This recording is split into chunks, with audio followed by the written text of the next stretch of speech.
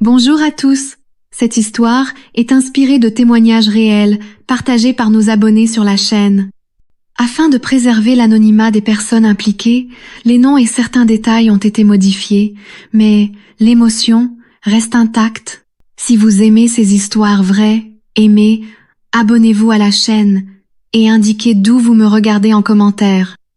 Maintenant, suivez-moi, car cette histoire est exactement comme vous l'aimez. Vous connaissez cette histoire qui commence par un simple service? Oui, je suis Evelyn Whitmore et tout a commencé par un trajet innocent jusqu'à un quai abandonné. Entre l'odeur de l'air marin, le vent froid et les regards persistants, j'ai fini par jouer un jeu dangereux avec la personne en qui mon frère a le plus confiance. Et croyez-moi, après qu'il m'a dit qu'on ne s'arrêterait pas là, j'ai su qu'il n'y avait pas de retour en arrière. Je suis Evelyn Whitmore. Et cet après-midi-là, le vent avait un goût de sel et de rouille. Mon frère m'a appelé, affolé. Il avait oublié des objets de valeur sur le vieux quai et voulait que je les récupère chez son partenaire.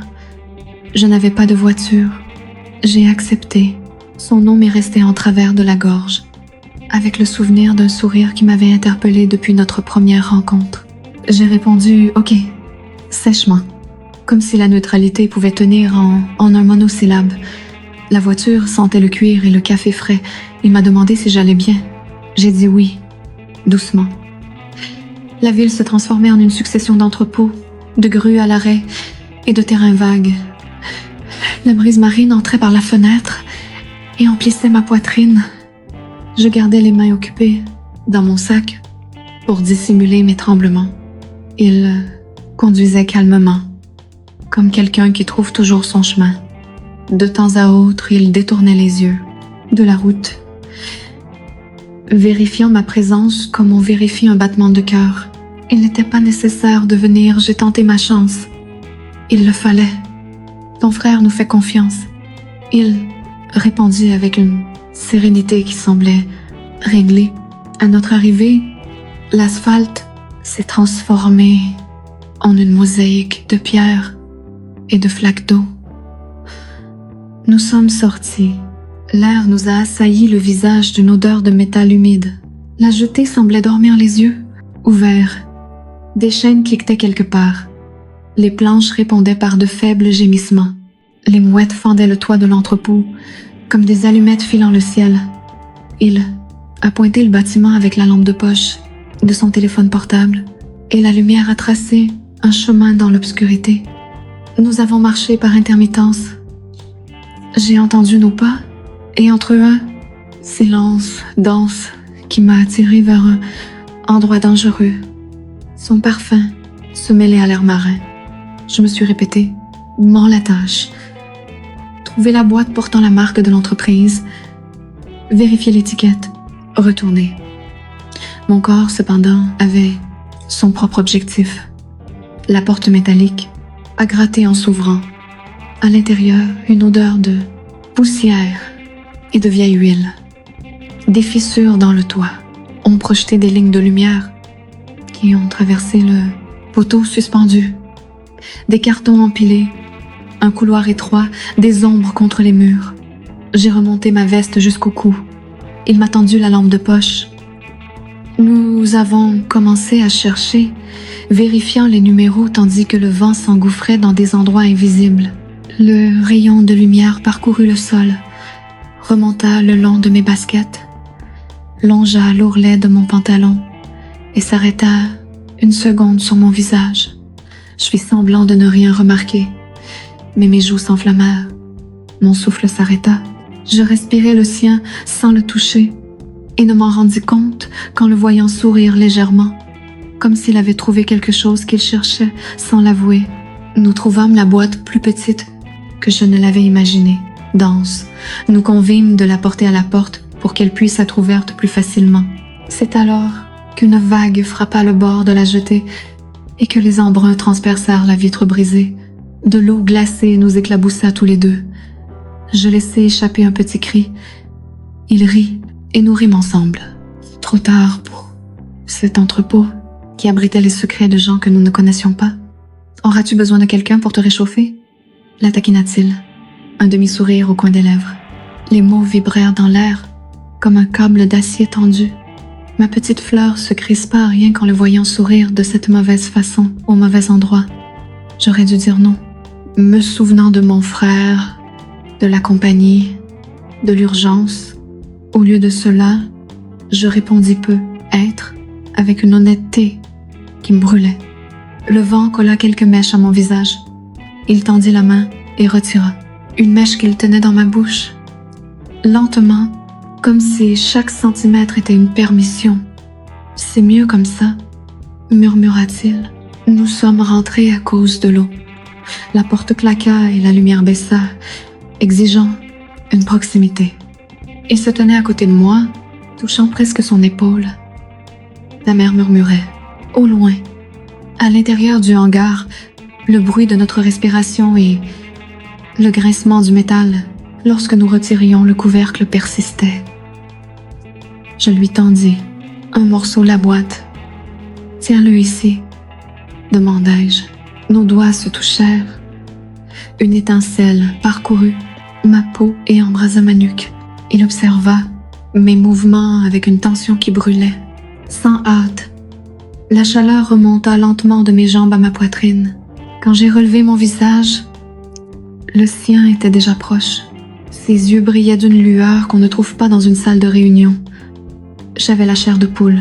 J'avais peur de ce qui pourrait arriver et en même temps peur de rater ce qui était déjà en train de se produire. « Evelyn, c'est une idée terrible », a-t-il dit, mais il n'a pas cédé. « Le pire », ai-je répondu, et pour cette raison même, inoubliable, a-t-il ri doucement. Le son a pénétré mon oreille comme un vent chaud demandant la permission. Sa main a remonté jusqu'au bas de mon dos, sans vraiment me toucher mais me guider. Cette proximité a été comme un gant d'air qui a enveloppé ma peau. J'ai senti son parfum mêlé de sel et de poussière. J'ai expiré par bouffées, essayant de garder le reste pour plus tard. Toujours froid, il demanda d'une voix rauque. « Pas à l'intérieur ». Il posa son front contre le mien un instant. Le monde se réduisit à l'espace entre nos bouches. Le baiser ne vint pas. Il brûlait presque plus que le feu. Mon petit diable palpitait sous le poids de son regard. Les phares allumés dans la nuit noire. La chaîne dehors sonna de nouveau, marquant un temps qui ne pouvait nous atteindre.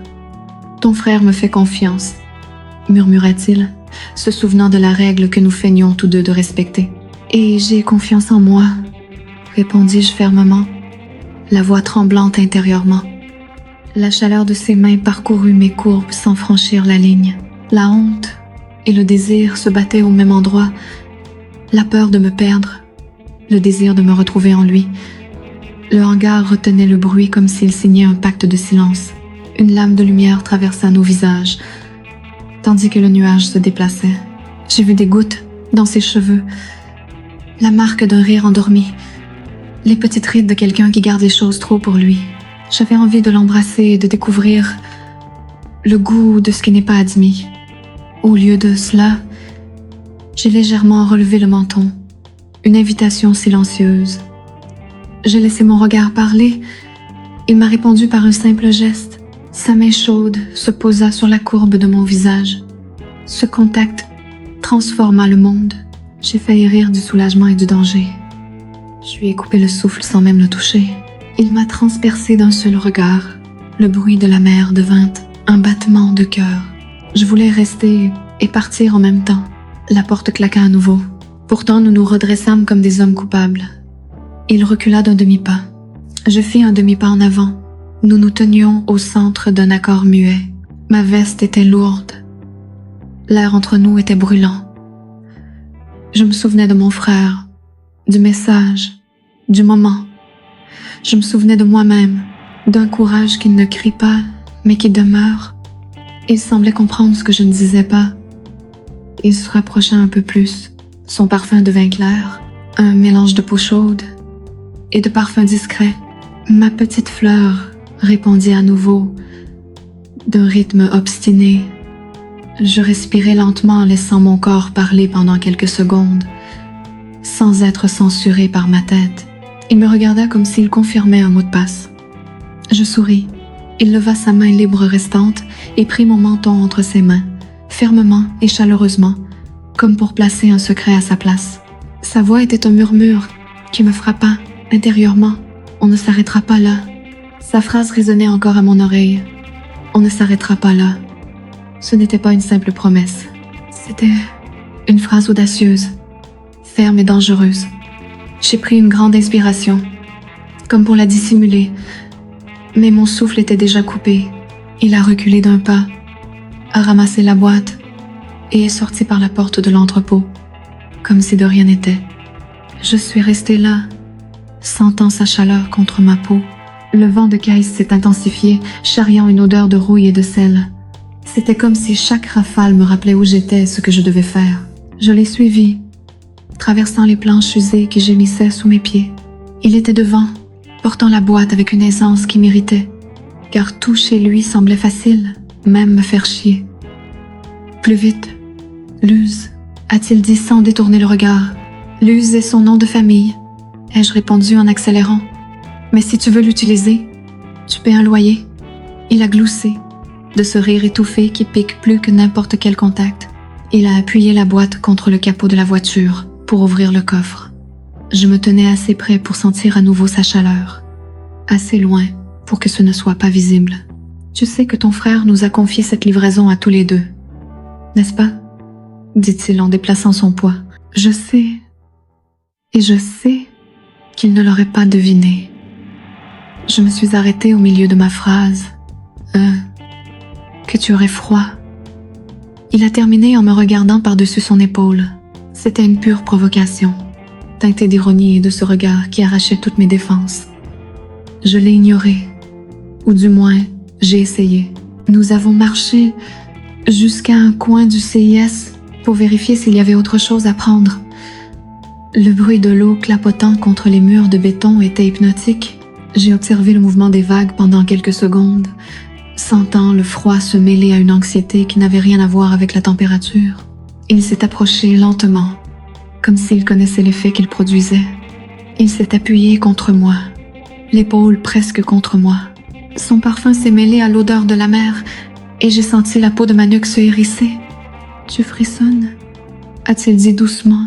« De froid. » J'ai menti. Il ne semble pas que ce soit juste ça. Je tournai mon visage vers lui et tombai nez à nez avec ses yeux fixes, sérieux, presque dangereux. Le vent ébouriffa mes cheveux. Il leva la main pour les lisser. Cette fois, le contact persista. Ses doigts glissèrent lentement le long de mon visage, jusqu'à mon menton, comme s'ils essayaient de mémoriser le chemin. « Si tu continues à avoir l'air comme ça, je vais commencer. »« Quoi ?» m'interrompit-il en rapprochant encore plus son visage. Je ne réponds pas pour moi. Un lourd silence s'installa entre nous. J'entendis le grincement d'une tôle dans le hangar, et l'espace d'un instant, je crus que quelqu'un arrivait. Il ne recula pas. Au contraire, il se pencha en avant, posant sa main sur la rambarde à côté de moi, m'y piégeant sans la toucher. « C'est mal, » murmurai-je, sentant ma voix trembler plus que mon corps. « Mal, c'est rater une occasion. » Ces mots accompagnèrent la chaleur de son souffle qui me caressait la peau. Mon cœur battait si fort qu'il couvrait le bruit des vagues. Il fallait que je bouge, que je rompe le charme. Je reculai d'un pas et commençai à traverser le 6, faisant mine de chercher une autre boîte. Il me suivit, sans se presser. Le bruit de ses bottes résonna juste au bon rythme, pour me rappeler que je ne m'échappais pas. Nous trouvâmes un hangar plus petit, la porte entr'ouverte. Il la poussa lentement, et la faible lumière révéla un espace avec des filets de pêche et des cordes, et une odeur de sel imprégnant les murs. « Il n'y a rien ici, ton frère, » dis-je en regardant autour de moi. « Non, mais il y a nous. » Je fermai les yeux une seconde, comme quelqu'un qui tente de résister à une forte marée. Il s'est rapproché de nouveau, plus vite cette fois. Il se tenait derrière moi, si près, que j'ai senti sa chaleur pénétrer ma veste. Ma petite fleur a réagi sans demander la permission. « Si tu continues comme ça, tu vas me distraire, » ai-je dit en riant à moitié. « C'est le but. » Je me suis tournée vers lui. Ses yeux exprimait ce mélange de défi et de certitude. Mon souffle s'est arrêté. Je ne sais pas si c'est lui qui a avancé ou si j'ai cédé, mais la distance s'est estompée. J'ai d'abord senti le poids de son regard, puis le bref effleurement de son nez contre le mien, puis il s'est immobilisé. Il ne disait toujours rien, comme s'il lisait en moi. Nous avons quitté l'entrepôt en silence. La tension n'avait pas diminué. Elle avait seulement changé de forme, comme une vague qui s'éloigne pour gagner en force. Sur le chemin du retour, il a posé sa main sur mon bas du dos pour me guider dans l'étroit couloir. Le contact fut bref, mais il s'enflamma. Nous arrivâmes à la voiture. Il rangea le dernier carton et resta planté là à m'observer, par-dessus la portière ouverte. Je savais que j'avais encore des choses à faire à la maison, d'autres corvées, d'autres excuses pour finir la soirée, mais je savais aussi que tout au revoir là-bas laisserait quelque chose en suspens. « Tu sais que ce n'est pas fini ?» dit-il, presque comme un signe de reconnaissance. Je ne répondis pas. Je montai dans la voiture. Le moteur démarra et le rugissement couvrit tout ce que j'aurais pu dire. En chemin, il ne dit pas grand-chose, mais sa main posée sur le levier de vitesse était suffisamment proche pour me distraire à chaque changement de vitesse. Quand nous nous sommes arrêtés devant chez moi, je n'étais pas pressée de sortir. Je gardais la main sur la poignée de porte, mais il ne coupa pas le moteur. Il tourna la tête et me fixa comme s'il marquait son territoire, sans me toucher. « Tu vas rêver de moi aujourd'hui ?» dit-il. Je souris du coin de l'œil. Qui a dit que je n'avais jamais rêvé? Je suis sortie de la voiture avant que la réponse ne vienne. Le vent froid m'a de nouveau frappée, mais quelque chose brûlait en moi. Je suis rentrée dans la maison sachant que cette histoire ne faisait que commencer et que Kais ne serait pas le dernier endroit où je sentirais ce regard lourd sur moi. 2 jours s'étaient écoulés depuis le 6. 2 jours à essayer de penser à autre chose qu'au poids de sa main sur mon menton, à la façon dont il prononçait. On ne s'arrête pas là. J'ai essayé de m'occuper.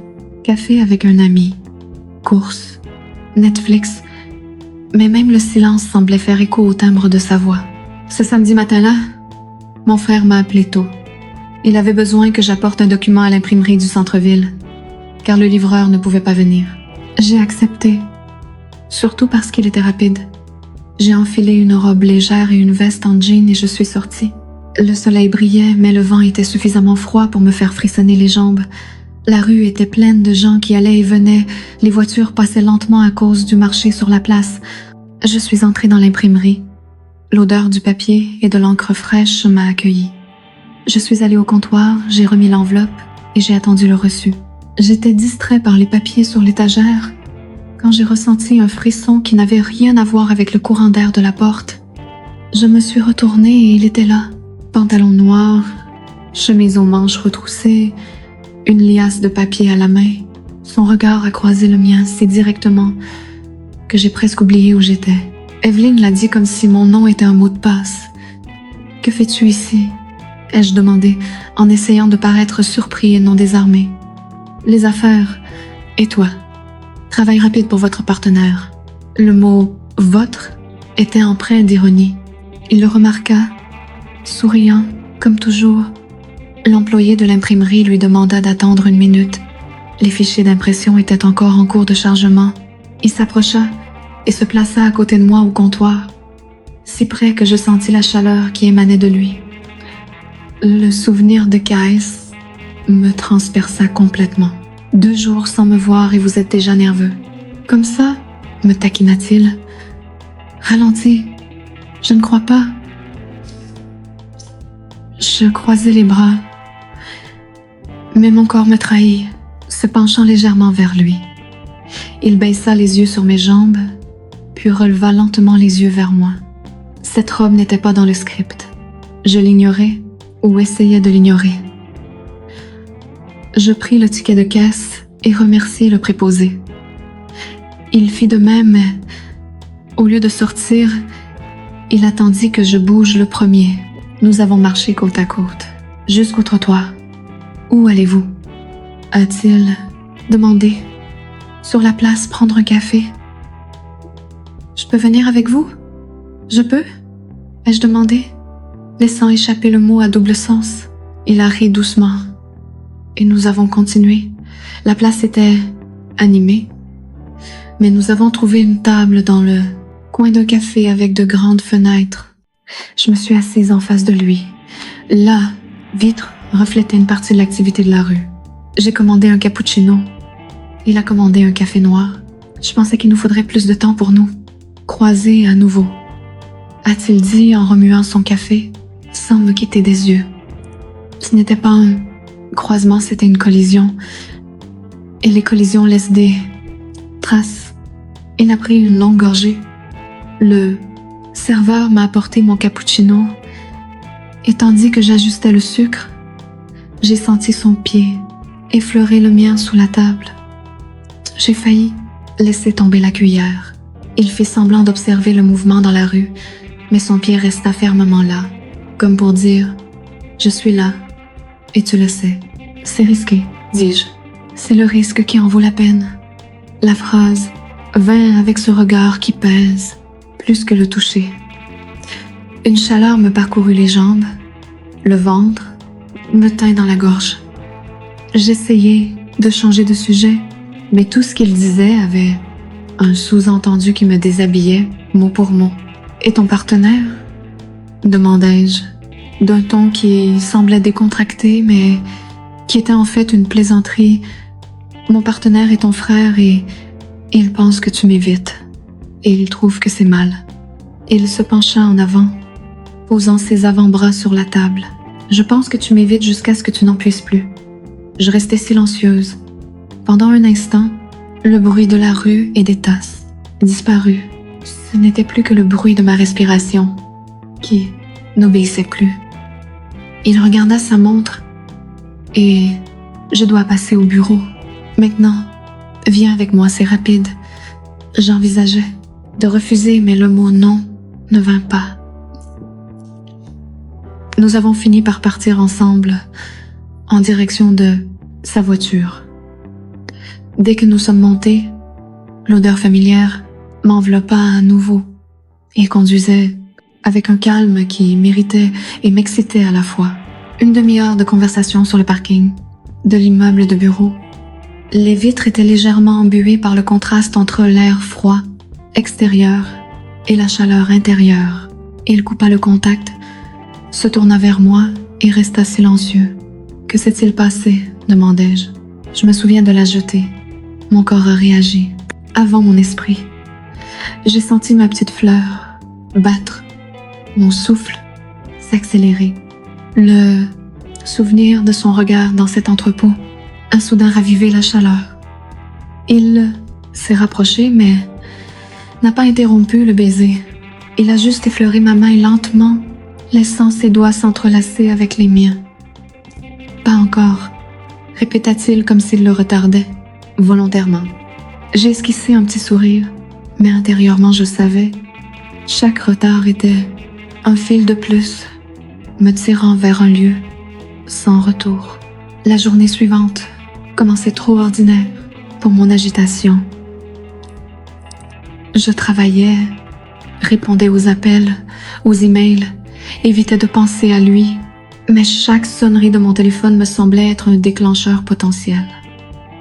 Jusqu'à ce qu'au milieu de l'après-midi, un court message apparaisse à l'écran. « J'ai besoin de te parler maintenant. » Le numéro n'était pas enregistré, mais je reconnaîtrais cette écriture sèche dans n'importe quel contexte. J'ai pris une grande inspiration avant de répondre. « Ouh, la réponse est venue immédiatement. L'entrepôt de l'entreprise apporte le document que je t'ai laissé. » C'était une excuse bidon. Le document était rangé dans le tiroir de ma chambre. Je l'ai quand même pris.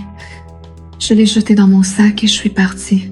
L'entrepôt se trouvait au fond d'un entrepôt loué par l'entreprise de mon frère, dans une rue presque déserte. À mon arrivée, le soleil se couchait déjà et l'endroit régnait ce silence de fin de journée. Je me suis arrêtée près de la porte latérale. L'odeur du bois humide et de la vieille huile m'a envahie dès que j'ai poussé la porte. À l'intérieur, des rangées de hautes étagères, des cartons étiquetés, un couloir étroit menant au fond. Il était là, adossé à l'étagère du haut, les mains dans les poches, sa chemise sombre ouverte aux 2 premiers boutons. Son regard croisa le mien comme s'il m'attendait depuis des heures. « Tu l'as apporté ?» demanda-t-il. Mais son ton n'était pas celui de quelqu'un qui parle de papier. « Le voilà », répondis-je en lui tendant le dossier. Il le prit, mais ne le regarda pas. Il le laissa sur l'étagère derrière lui et garda les yeux fixés sur moi. L'air dans le couloir sembla se calmer. « Tu sais pourquoi je t'ai demandé de venir ?» demanda-t-il en faisant un pas en avant. « J'imagine. » Ma voix était plus ferme que je ne l'étais intérieurement. Un autre pas. Il était maintenant assez près pour que je sente la chaleur émaner de son corps. Son parfum se mêlait à l'odeur de la poussière. Je ne pouvais m'empêcher de penser aussi. La phrase fut prononcée doucement, presque un murmure, mais elle brisa le silence. Je ne répondis pas, je restai plantée là, la chair de poule. Il leva la main, caressant ma clavicule de son index, comme pour marquer un chemin interdit. « Tu trembles », répéta-t-il. « Peut être. » Le sourire s'évanouit avant que je puisse le retenir. Il sourit aussi, mais ne recula pas. Il me tenait fermement par la taille, m'attirant plus près de lui. Ma petite fleur pulsait à un rythme impétueux. Mon souffle s'est arrêté. Si je commence, je ne voudrais plus m'arrêter, a-t-il dit en me regardant droit dans les yeux. Alors ne commence pas. La provocation était d'un ton qui ne correspondait pas à l'invitation cachée dans mes pupilles. Il a ri doucement. Sa main a remonté mon dos, répandant une chaleur intense sur chaque centimètre. Nous sommes restés ainsi quelques secondes, à nous observer, comme 2 joueurs qui savent que le prochain coup décide du match. Puis il a reculé d'un demi-pas, juste, pour me faire le suivre. Et j'ai attrapé son col et tiré, non pas pour l'embrasser, mais pour qu'il sente mon souffle effleurer le sien. « Tu vois » a-t-il murmuré, « toi non plus, tu ne veux pas t'arrêter. » Le silence qui a suivi était si épais qu'il en était coupé. Le seul bruit était notre respiration. Il a incliné la tête, et pendant un instant, j'ai cru qu'il avait enfin brisé cette barrière.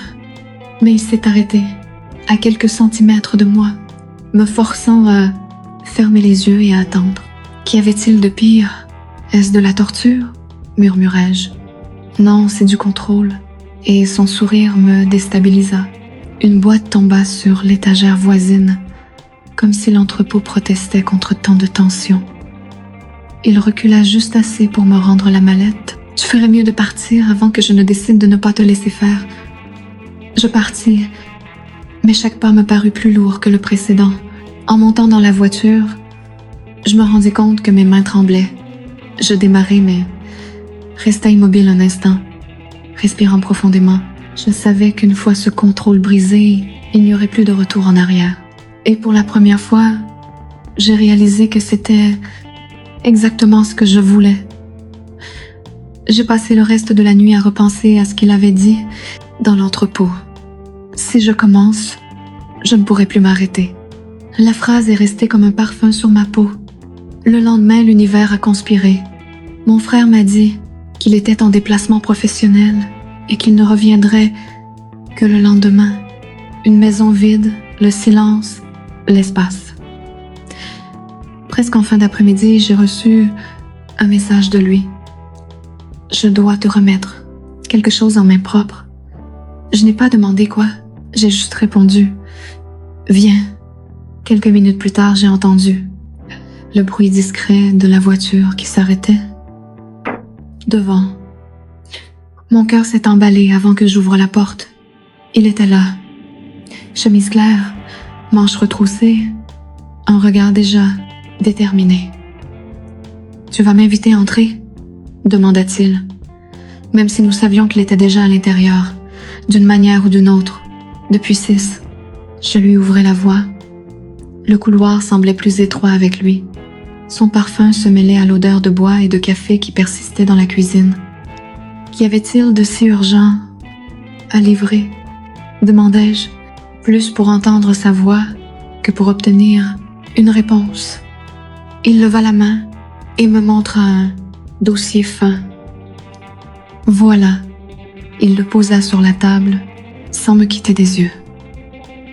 Et ce qui restait en suspens, mon corps y répondit, avant même que mon esprit puisse le traiter. Je sentis la petite fleur palpiter comme au 6, comme à l'entrepôt.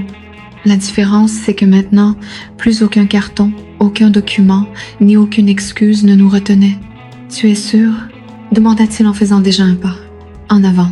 « Si tu me le demandes encore, je changerai d'avis, » répondis-je, sachant que c'était un mensonge. Il sourit, et ce sourire accompagna son approche. Sa main se posa sur ma taille, ferme et chaude, me rapprochant. Mon corps toucha le sien, et à cet instant, il n'y eut plus aucune distance à franchir. Le baiser vint comme une vague déferlante, après un long recul. Lent, d'abord, explorant le terrain, puis profond, pressant, sans phare. Je sentis la chaleur monter de mes jambes à ma poitrine. Mon souffle se coupa, non pas par manque d'air, mais par excès. Ses mains remontèrent le long de mon dos, dessinant une carte que lui seul connaissait. Je fermais les yeux, laissant son contact me guider. Son goût mêlait le café et quelque chose de plus chaud, comme une promesse faite dans le noir. « Je savais que ce serait comme ça », murmura-t-il contre mes lèvres. Et pourtant, il attendit. Je répondis en mordant légèrement le coin de sa bouche. Il me plaqua contre le mur, un contraste froid qui fit frissonner ma peau encore plus. Ses mains explorèrent, comme si elles reconnaissaient quelque chose et, en même temps, le découvraient pour la première fois. Mon corps réagissait à chaque mouvement, comme s'il avait mémorisé le contact avant même de le recevoir. Le temps semblait lent, mais mon cœur battait la chamade. Le son de sa respiration se mêlait à la mienne, créant un rythme qui ne venait pas des horloges. Il détourna son visage un instant, juste pour regarder, et ce regard pesa plus que tout contact. Ma petite fleur réagit de nouveau, comme si elle comprenait le langage silencieux qui s'y transmettait. « Tu n'imagines pas à quel point j'en avais envie, » dit-il d'une voix rauque. « Je crois que j'ai une idée, » répondis-je en glissant mes mains sur son torse. La proximité ne suffisait plus. J'avais besoin de ressentir davantage, d'avoir davantage. Je l'attirais, dans un autre baiser. Et cette fois, il n'y eut pas de pause. Ses mains agrippèrent mes hanches, m'attirant encore plus près. Le monde s'évanouit. Il n'y avait plus de maison, plus de ville, plus d'horloge. Seulement la peau, la chaleur et ce poids dans l'air qui transformait chaque contact en feu. Une respiration saccadée devint mon langage préféré. Il murmura mon nom comme pour marquer son territoire. Je répondis par un gémissement sourd et involontaire qui élargit son sourire au milieu du baiser. Lorsque nous nous éloignâmes, ce n'était pas par choix. C'était simplement le simple fait de prendre une profonde inspiration et de réaliser que nous étions à la frontière entre ce qui était déjà interdit et ce qui deviendrait impossible à cacher.